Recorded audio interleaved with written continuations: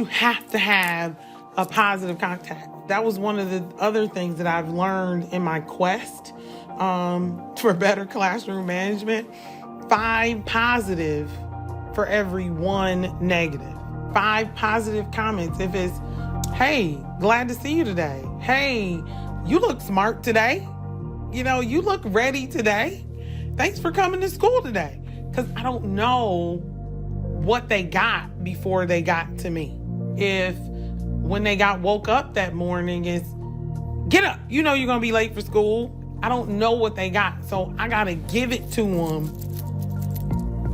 times 10 in order to make this learning and listening situation, this growth possible. I'm Nikki Herda, and this is Bright, Stories of Hope and Innovation in Michigan Classrooms, a podcast where we celebrate our state's educators and explore the future of learning. Bright is brought to you in part by MEMIC Insurance Company, insuring the educational community for more than 70 years. Teachers and school employees visit memic.com/quote to see how much you can save. In today's episode of Bright, I chat with Cheldora Haynes, a 3rd grade teacher at Martin G. Atkins Elementary School in Bridgeport, Michigan, who was honored as a 2021-22 Regional Teacher of the Year. Cheldora shares her own quest towards classroom management, articulates her philosophy on student agency and accountability, and offers 3 tips for managing behaviors in the classroom.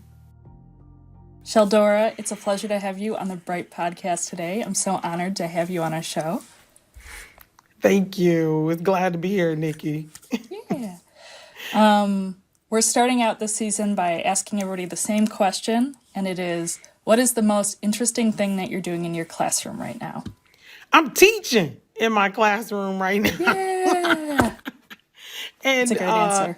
It is. And I'm super excited about it. And I think the kids are excited about it too. The students, the scholars are excited about it too. Teaching is the most interesting thing I'm doing right now. I love that. Thank you. And I notice the intentionality with the word scholars. Is that a school-wide thing at your school? Or is that a personal choice? That's a personal choice for me. My cousin teaches at the collegiate level in Indianapolis. And some years ago, she started talking about the group of kids, the group of students that she works with, and they were always the MAC scholars. And so anytime she referred to the group of, and I guess young people, adults that she was teaching, she always said, well, yeah, my scholars were. And I was like, people act like what they're called. So why don't I call my kids, my students, scholars too? So even when I post on Class Dojo, or I send a quick reminder, or I'm texting a parent, it's always your scholar. I like that a lot. And I suspected when you said it, I was like, oh, I bet you that's a very intentional thing. And I really like what you said, that it's, I'm not going to say it as eloquently as you just did, but people, respond to what you call them, or they want to live up to what you call them. So do you notice a change in the students' behavior when you interact with them in this way? So I do. And I even have, I do Girls on the Run too. And when it starts to get colder in the building, outside, we come and bring our practices inside, and we have a huge building. So there's this square in the middle, and we run around that. And some of my middle school scholars who I've had previously, they stopped me and they were like, why do you call them scholars? I was like, well, think about what a scholar is and what a scholar does. And if I want you to do those things and behave like a scholar would, why would I call you anything else? Yeah, I'm sure, and especially as it just sinks in and becomes normal for them, to be referred to in that way. That has to be, subtle but powerful. And that's the normalcy we want, for you to know that smart is something you can get. Would you be able to tell me about a time that you vividly remember falling in love with teaching? People keep telling me, when you were this regional teacher of the year, you gotta have this fantastic story. I don't have a fantastic story.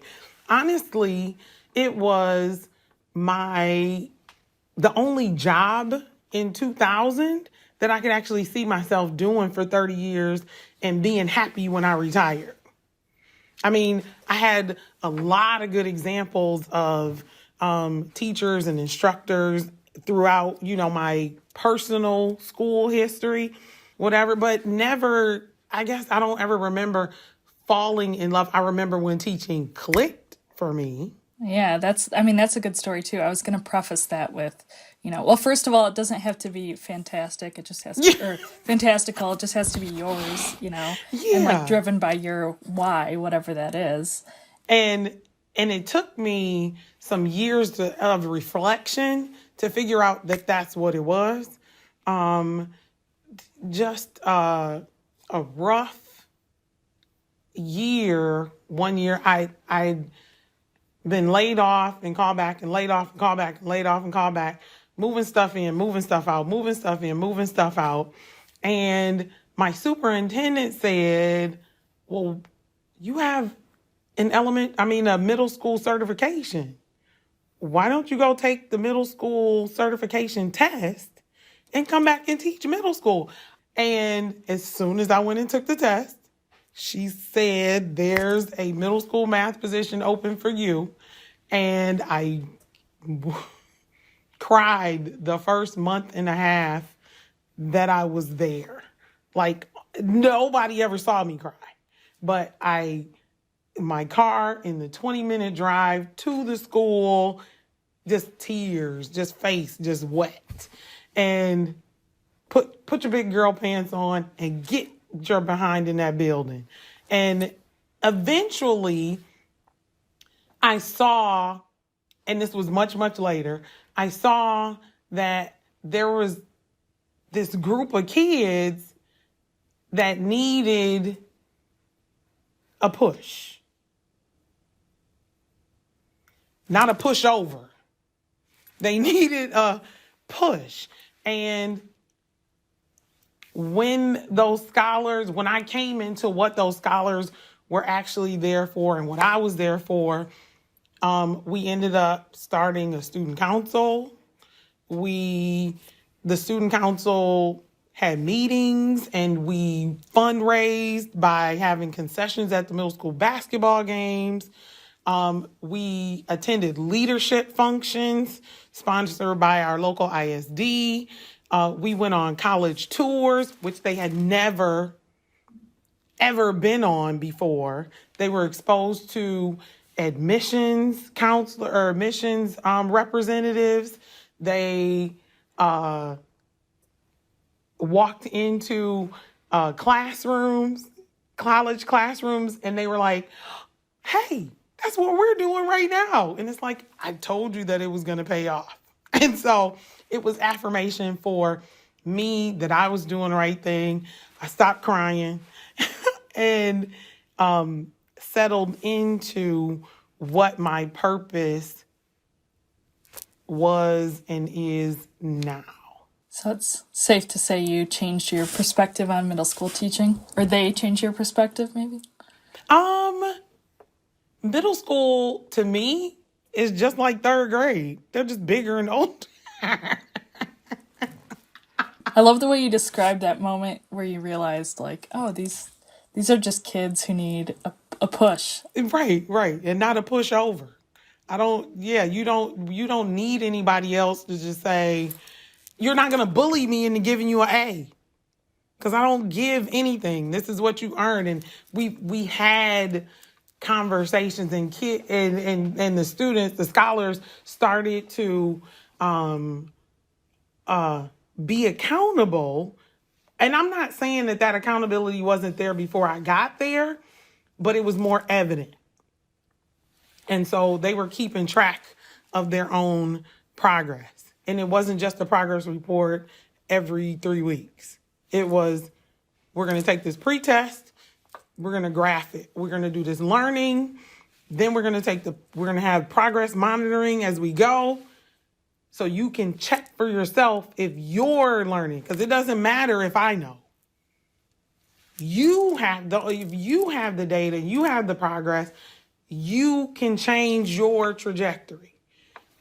You're the only one. I can want it for you, but I can't want it for you more than you want it for yourself. I hear like a few common themes coming out, and I want to float them by you and see if if they're accurate, I guess. So I'm seeing in the way that you talk about like the scholars, right? You intentionally call them scholars, and the way it sounds like you really do a lot to build their agency and say like, here's what's possible for you. Here's what you can do. It's really on you. It has to be you that rises to this. And I wonder, is that like one of your favorite parts of teaching, is watching them, pushing them and seeing them rise to that and fulfill their potential? It is. Because some people are like, wait, third grade, they're looking at their own day. Yeah, they are. When do they start? If we don't teach them agency at kindergarten, first and second and third grade, whose hands is it going to be in to give it to them? You're the captain of your ship.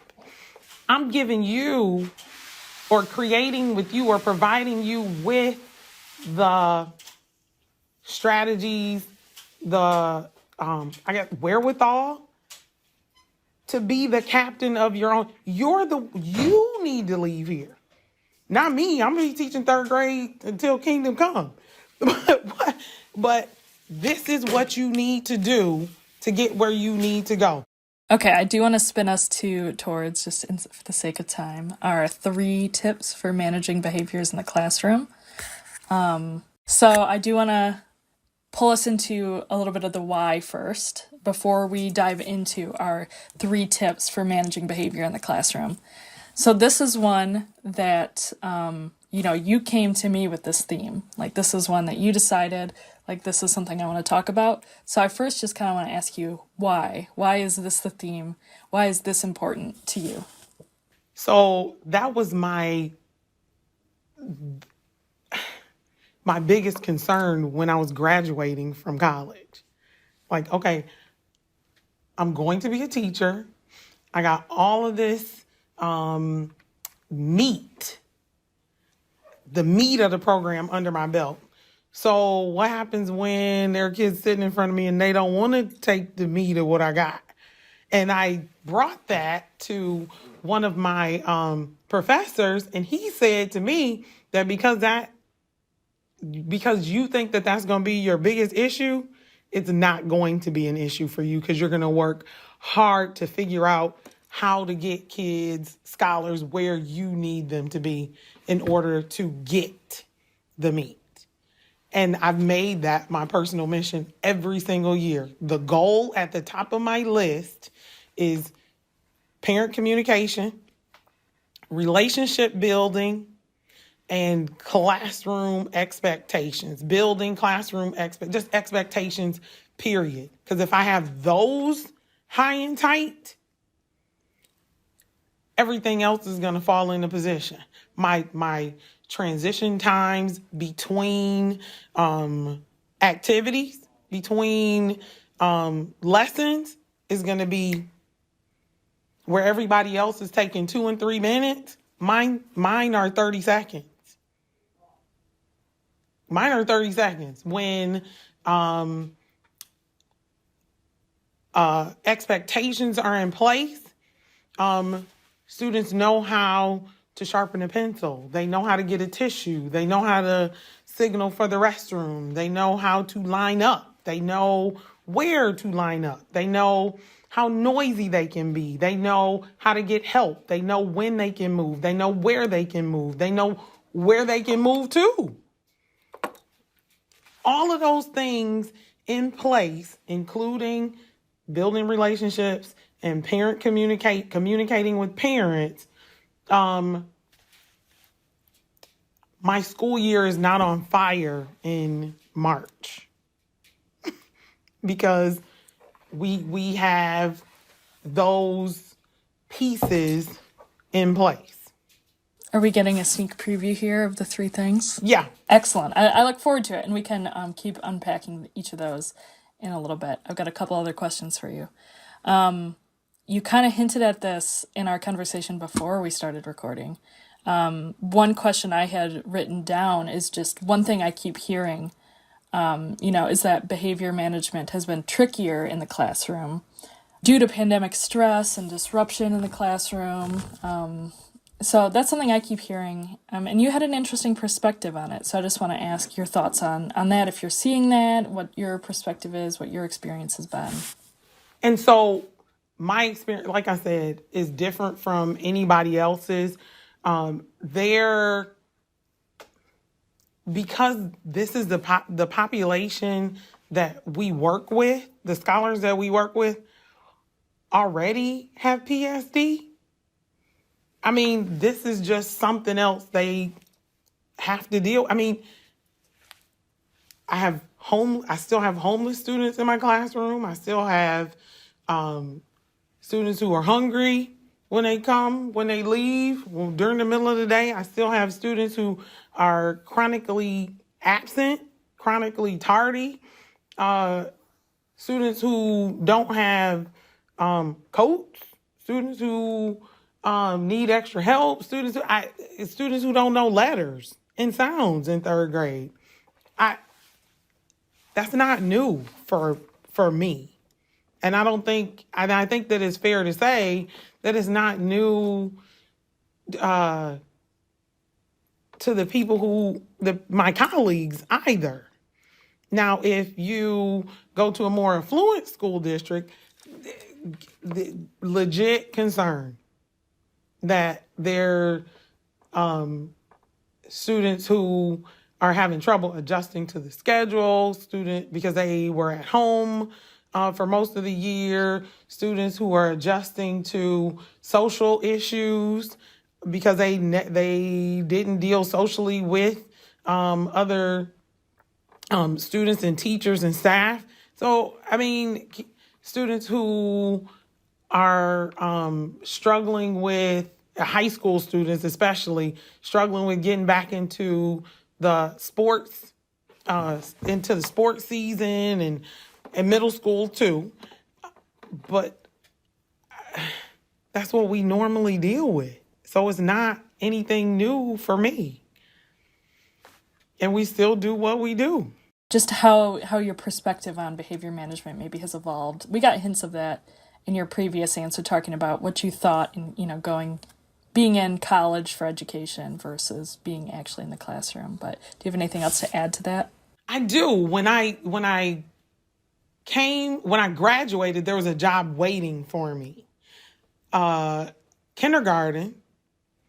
And I found myself, when I look back, I don't think I would ever want anybody to have me as a first-year teacher again. I remember sitting in my chair, was not a comfortable chair, and I'm looking at my classroom, and there's paper everywhere, and there are kids everywhere, and I had slob going down the side of my shirt because there's a kid who went to sleep in my lap and was laying there, and he slobbed all over my shirt.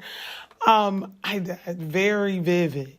And I remember sitting there thinking no, there has to be better.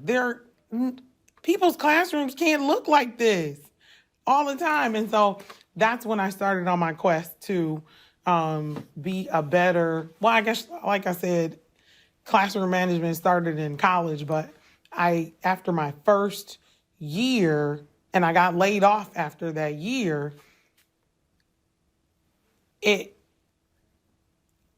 I went on a quest to search for, how do I fix this? And the first thing I did was work on parent communication, my communication with the parents. Even the parent who looks like, sounds like, seems like they don't care, they don't want to send their student to a complete stranger. So I need to do more to reach out, to be a part, to let them know that your student is my student. Your son is my son. Your daughter is my daughter. Because what I want for my daughter is the best. And I know that that's what you want for your son or daughter too. So we can be on the same team. I'm Nikki Herda, and you're listening to Bright, stories of hope and innovation in Michigan classrooms. Bright is brought to you in part by MEMIC Insurance Company, insuring the educational community for more than 70 years. Teachers and school employees visit memic.com/quote to see how much you can save.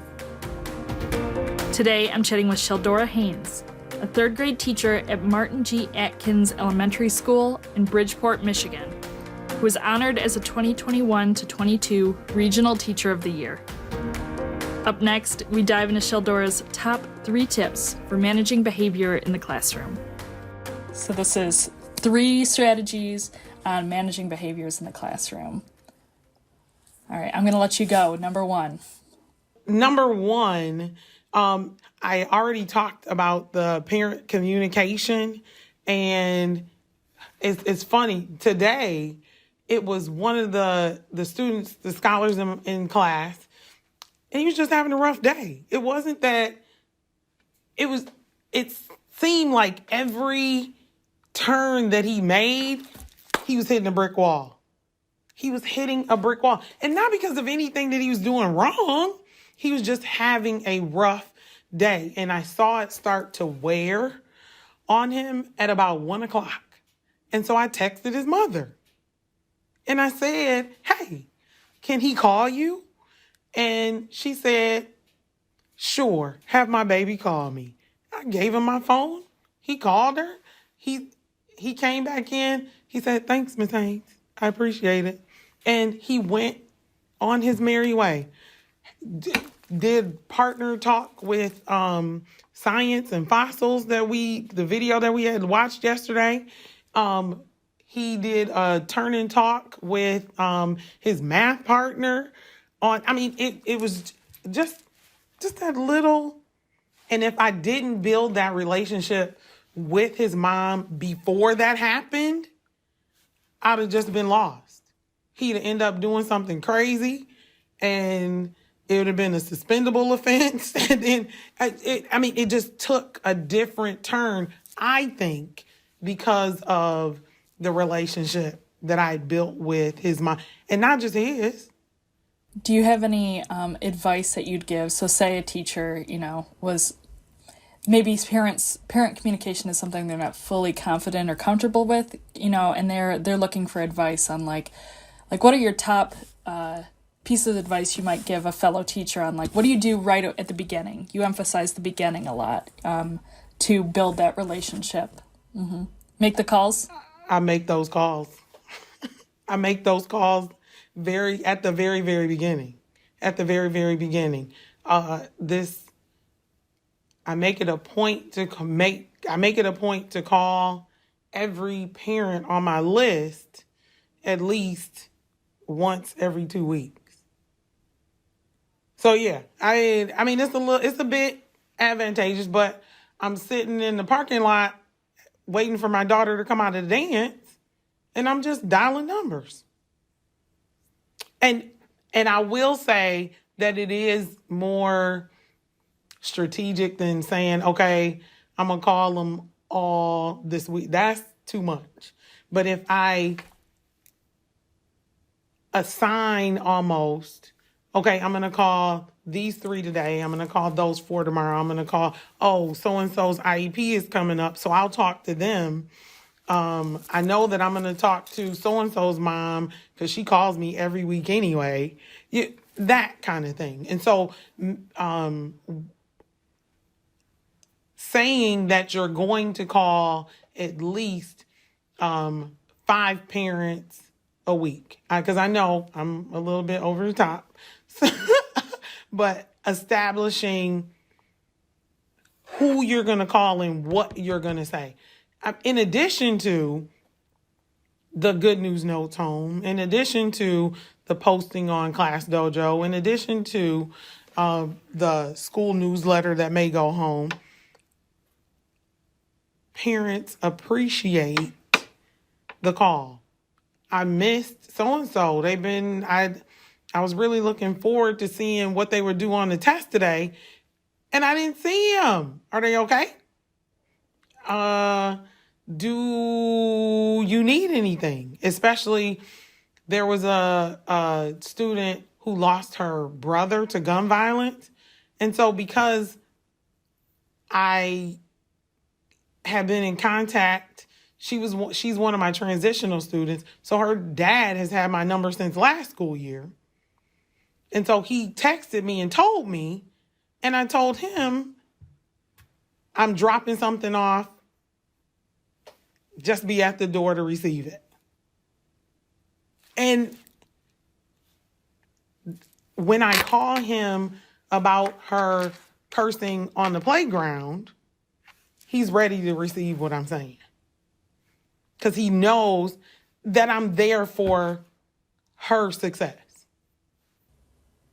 Yeah, you anticipated my next question, which was just going to be, what kind of impact do you see this having on classroom management and behavior? But is it just that kind of like you're unified with the parents, and so they're getting the same messages reinforced at home? They're there to support you when there is an issue, and they take it seriously? Yeah.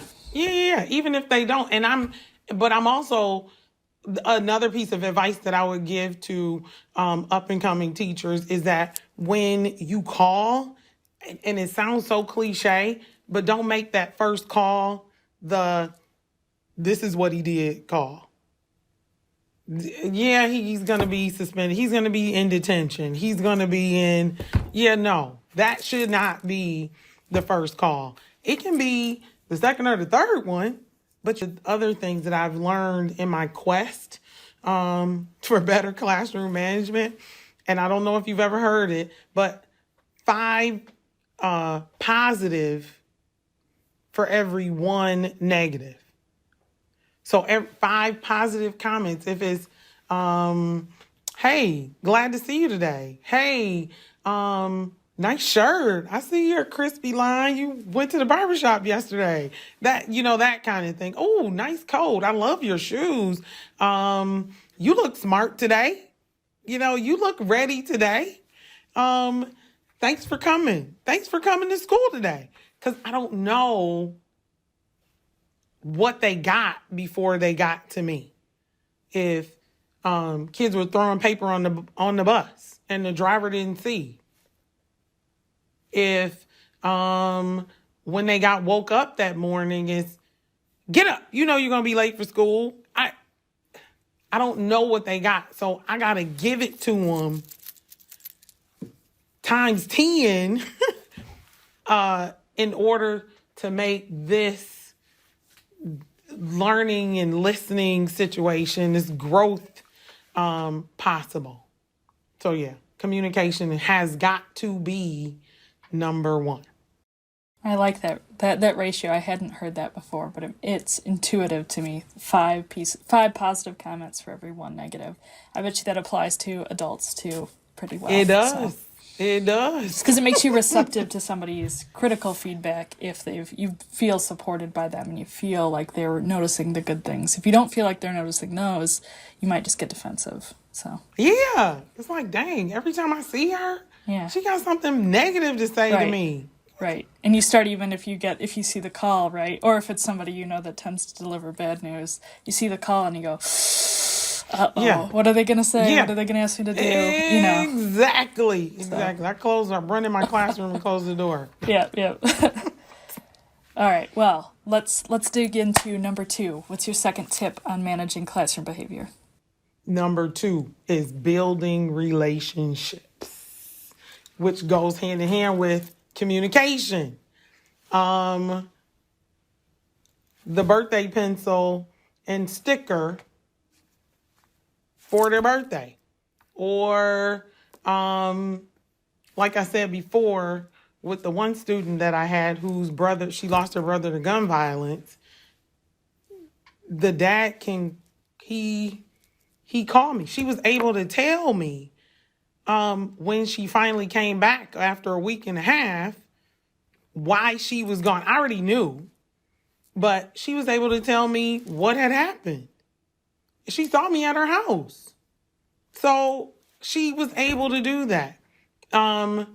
When I say, you probably need to call your mom. Oh, no. Because they already know that moms are on my team. We're on the same team, not my team. The same team. When we have those relationships built, and it takes time, and I'm not going to even say that it's easy or that it's quick or whatever. It takes time. You know who can sit next to who. You know who can't sit next to who. You know who needs to stand in line with who. You know who. I have kids, scholars who come in the classroom who've been in for detention that just come back during lunch to eat. They sit and eat. We watch movies. We have conversations. We talk about this. We talk about that.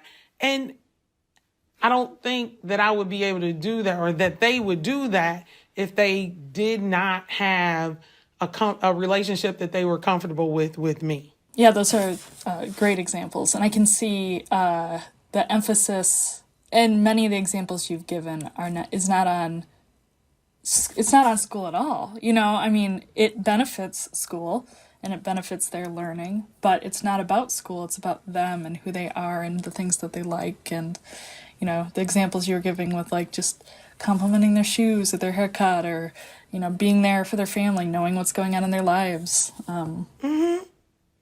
And knowing and having that relationship too, Nikki, is knowing when they need something without even asking. And so I'll go to my church group and say, hey, I need $30. Run to shoe department, grab a size 8, and it's in the locker the next day. And there was no protocol that I had to go through. There was nobody else that I had to tell. There's nobody else that I had to ask. And I know that because of the relationship that I built, that nobody's going to be offended at her house, because this is what happened. I don't even care if she knows that I put them in there. But she's like, thanks, Miss Haynes, appreciate it. I was like, I didn't think you were going to like them. But she was like, these are hot, Miss Haynes. Oh, good job. I'm not old. I'm not old. You got the style.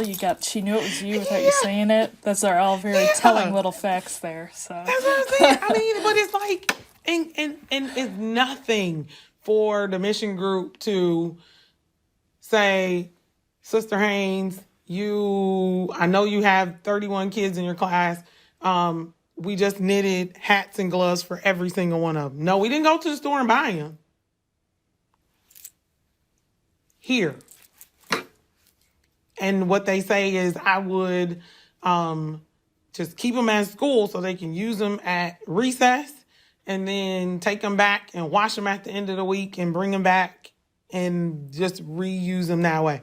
And that's what they told. And I have them. And so when we go out to recess and scholars don't have hats, gloves, or scarves, I have them for them to use.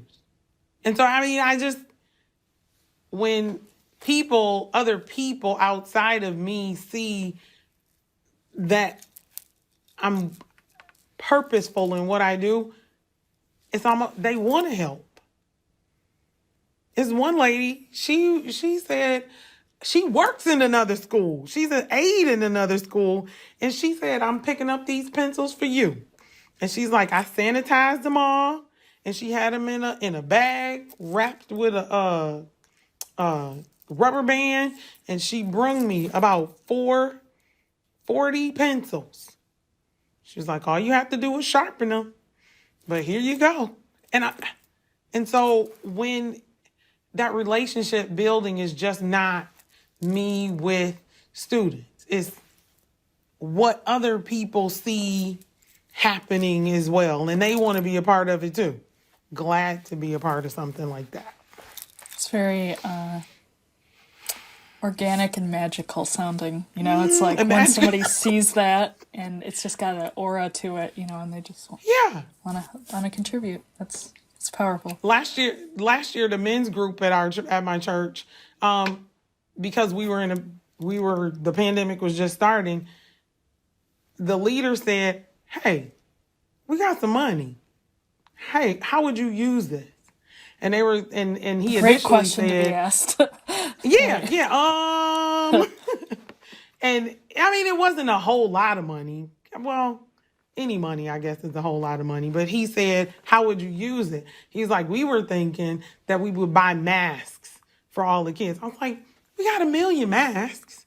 We don't need masks. We got them for adults. We got them for littles. We got them for medium-sized people. We don't need masks. But what we do need is water bottles. And they bought water bottles. They said, here, we're just going to give you the card. You pay for it. Make sure they send us an invoice and be on your merry way. Thank you. And so with all of the ESSER funds that all of the schools in the country received, our school district was able to put in those refillable water stations. And so, but we don't have any bottles to refill.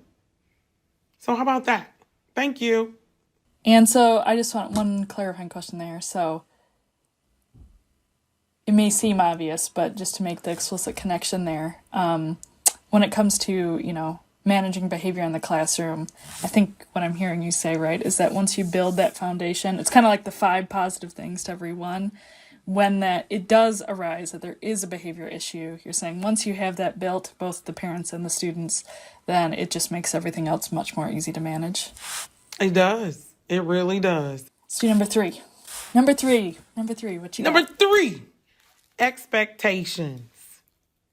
Expectations. And I think that's like the Trinity that completes the Trinity is expectations. And so and mind you, I've not always had those. I mean, I've always had expectations, but my expectations, like the word you used just a minute ago, were implied. I just assume that scholars know how to do this. And when they didn't, everything hit the fan constantly. And so why not post your expectation? And then for everything. And so it's like, seriously, Haynes, you have expectations posted by your pencil sharpener? Yeah. They need to know that they can sharpen 2 pencils daily. You can only do pencil sharpening during the breakfast and morning routine, and no fancy pencils, because you're going to break my pencil sharpener. Mm-hmm. The ones with like the plastic, the shiny, yeah. I remember those. That brought back a very vivid memory for me.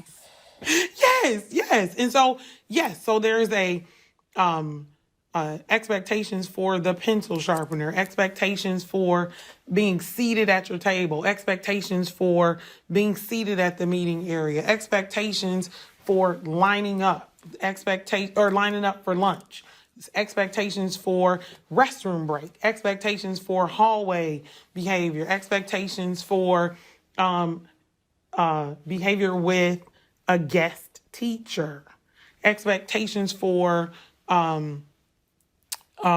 assemblies, expectations for the lunchroom, expectations for playing out on the playground, expectations for everything, water bottle expectations, basket, because we have tables, so we use baskets, expectations for the baskets, expectations for the Chromebook cart, expectations for everything, expectations for Fun Friday.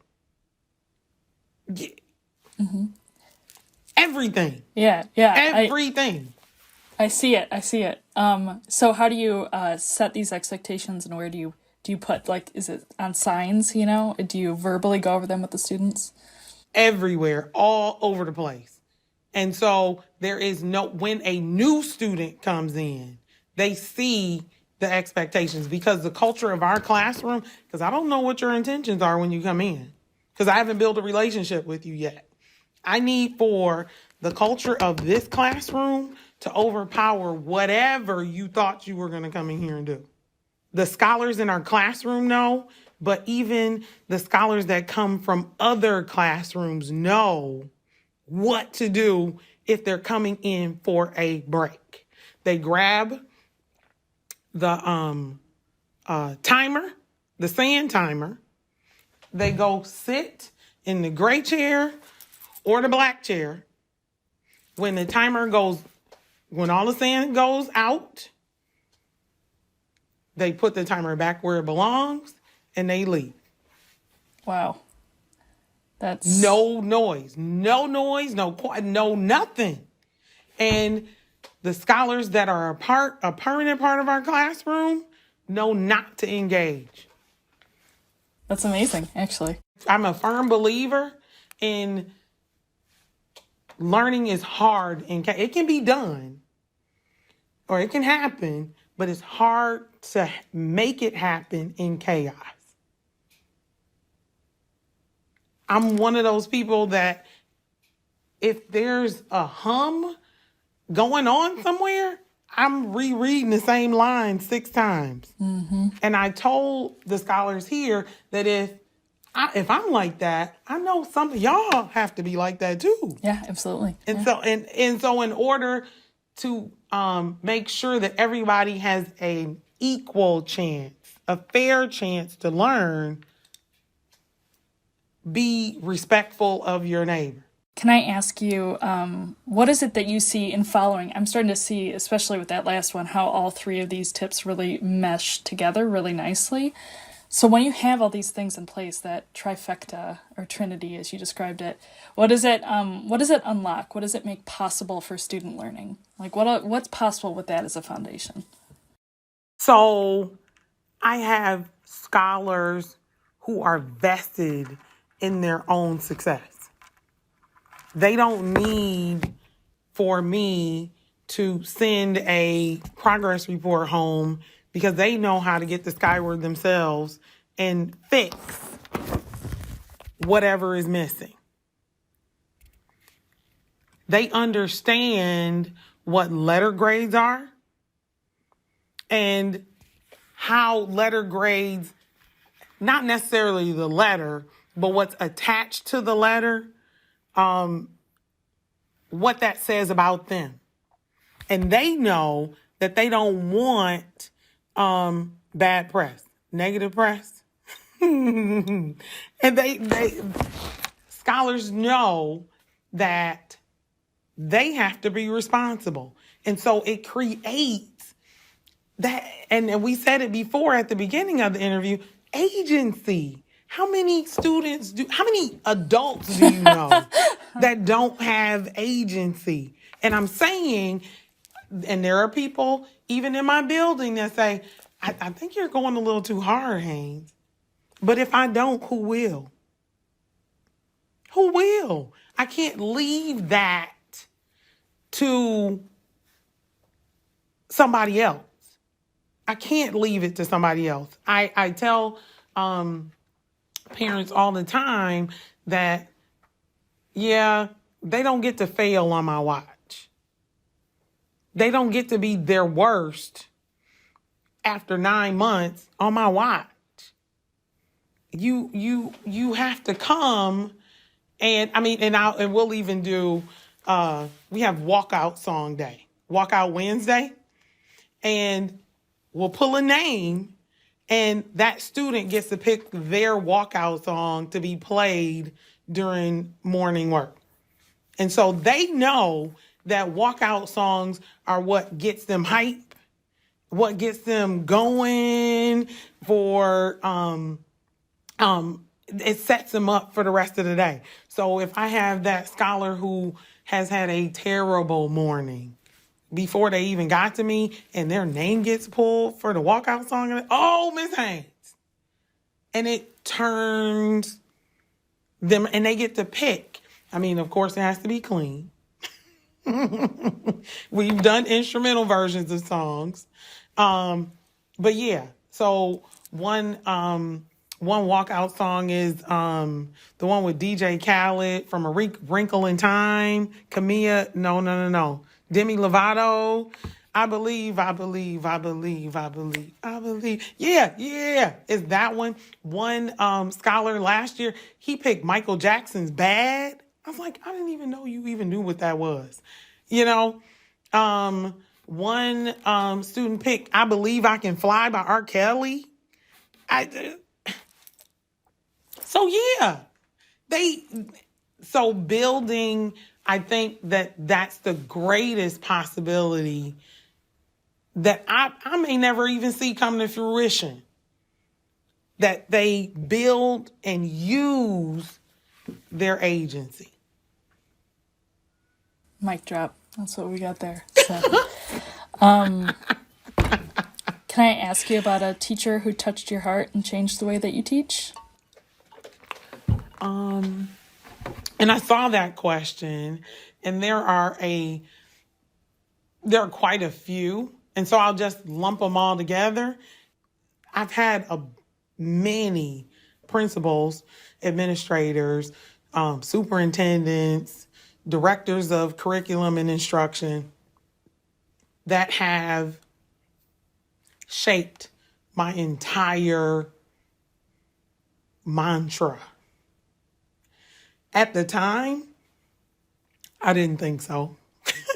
But I look back and I'll see these people in the grocery store, and I'll every time I see them, I'll say thank you for how you shaped me. When I was going through the fire of whatever you were telling me I couldn't do, or telling me I was doing wrong, or telling me I needed to change, I changed it, not overnight, but I changed it, and I think that I'm a better instructor, a better person even for it. Can I give you a quick example? Yes, please. Just a quick one. Mm-hmm. So I was teaching middle school, and the administrator that I had, she said it was her rule, her expectation that boys had to have their shirts tucked and pants pulled up. And okay, I can rock with that. This is your rule. So I'm understanding that they can't come into class unless they have their pants pulled up and shirts tucked in. She told me, okay, I'll take your problems. But the minute you send them to me, I get to do what I want to do, and they come back. If they come back in 2 minutes, you got to take them because you're giving me your power. That's exactly what she said. Grown woman to grown woman. I was outdone. Like, oh, no, she didn't. And and I thought about it, and I was like, she's absolutely right. If I'm giving her my power, she can do whatever she wants to do and send them. And I can't say a word. She took them. But eventually, if I keep sending her the same kids, that's going to reflect negatively on me. Oh, you really can't do this. Oh, you really don't have a bag of strategies. Oh, you really aren't engaging them. Oh, you really aren't. Oh, I'm going to change that real quick. So I did. I had more. So I stood at the door, tuck your shirt in. And he's like, no, I'm not tucking my shirt in. Call your mama. Call her. Oh, dang. He tucked his shirt in, was sitting in the back of the class. And so that was one of the most, I guess, sobering might be the appropriate adjective, most sobering instances that I've had, and very reflective for me, because I'm like, and I tell every teacher that I come in contact with that's having a behavior issue and they believe it seems like the principal is not doing anything. Well, what did you do? What did you do? Do you have your expectations posted? Are you following them consistently? Are you following your consequences consistently? Or are you just going from 0 to 10 or 0 to 100 because now they're ticking you off? What are you doing? So remember, when you decide that you can't handle it anymore and you send them out to whoever your administrator is, they can do whatever they want to, and then they come back. And then what are you going to do? Because that's where your room is where the learning happens. They can't get from 3rd grade to 4th grade without being in front of you, because this is where the learning is happening. And if you're not in here, you're not getting it. Creating agency within them to be responsible for themselves. Without a doubt, it's challenging work. To build agency, set high expectations, and maintain accountability for a classroom of young students. But with leaders like Cheldora forging our path forward, if there's one thing we're certain of, it's that the future is bright. You know someone who's an inspiring Michigan educator who should be featured on our show? Send us an email at bright@michiganvirtual.org to let us know who they are and why we should interview them. Thank you for joining us for this episode of Bright, Stories of Hope and Innovation in Michigan Classrooms. This podcast is produced by Herbie Gaylord, is hosted by me, Nikki Herda, and is shaped by many of our passionate and talented colleagues. Big thanks to Ann Perez, Krista Green, and Brandon Batista for their contributions to this episode. Bright is brought to you in part by MEMIC Insurance Company, ensuring the educational community for more than 70 years. Teachers and school employees visit memic.com/quote to see how much you can save. The Bright Podcast is made possible by Michigan Virtual, a nonprofit organization that's leading and collaborating to build learning environments for tomorrow. Education is changing faster than ever. Discover new models and resources to move learning forward at your school at michiganvirtual.org.